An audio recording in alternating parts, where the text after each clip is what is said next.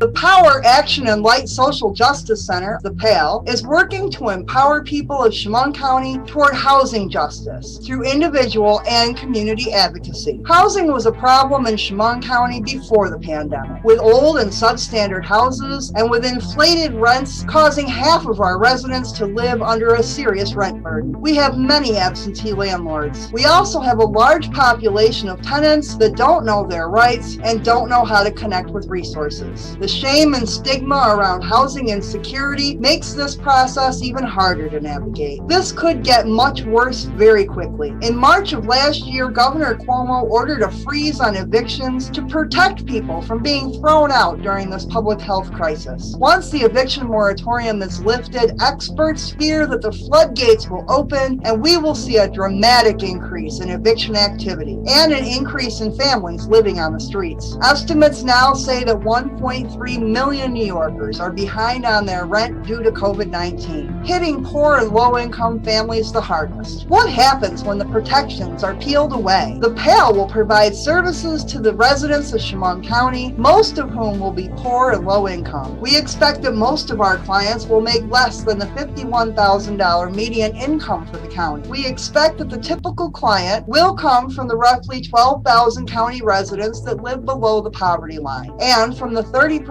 who rent their homes. Many will be those who have found themselves unemployed due to the pandemic. Many of our families are single-parent homes, and 20% of our kids live in poverty. Many of our residents didn't graduate from high school, which can lead to intergenerational poverty. When we add this up, we find the deck stacked effectively against many of our neighbors. Today, low-income residents have a few places to turn to find help in Chemung County. We know that they struggle to meet needs today, and that is likely to get much tougher as the needs increase. Capacities will definitely be tested. It doesn't have to be this way. The PAL will build collective power and unity through individual and community advocacy efforts. We have a two-pronged approach. We will offer individual services, helping residents to connect with the resources that they need to achieve safe, affordable, stable housing. We also want to offer opportunities for the community to come together, build strong relationships, develop programs with a project of survival framework, provide community meals, and build a base for other organizations to come together in new ways, breaking down some of the barriers that fighting for funding can cause. Our monthly community conversations will tackle tough subjects like housing justice and public utility issues. We will provide professional, trauma-informed care with a focus on restorative justice and acceptance. Our organization will drive unity and empowerment at individual and community levels. Our group is made up of people with diverse experiences. The director recently obtained her master's in social work from Rutgers University with a focus on violence against women and children. She has spent the last 3 years working with the Poor People's Campaign, a national call for moral revival on the local, state, and national levels. This will give her connections with advocacy resources and a unique perspective regarding the underlying causes of housing injustice. The other members of the board of directors has been organizing in the community for several years, and through their voice will add value to the services we provide. Our message is that we can build power with our neighbors through individual and community advocacy. We will get this message out through promotion, through social media, posting flyers in areas where our low-income and poor neighbors will see them, the laundromat, grocery stores, public libraries, etc., and working with our community partners. The largest expense in this project will be payroll. As our clients will be poor and low income, we expect to provide services free of charge. Our financial needs will be met through grant funding and fundraising events in town. Are you willing to invest in a more just housing future for Chemung County? In order for us to bring qualified social workers to navigate the housing crisis Chemung County will soon experience, we will need $125,000 to fulfill our operating budget for the first year. We expect that much of this funding can be found through the COVID relief bill passed by the federal government. We will be working with fiscal sponsors and partners and applying for grant funding. We also expect to be hosting fundraisers locally to supplement our needs. Time is running out. Let's keep families in their houses and build a stronger community together. Don't forget to join us for our upcoming event this weekend.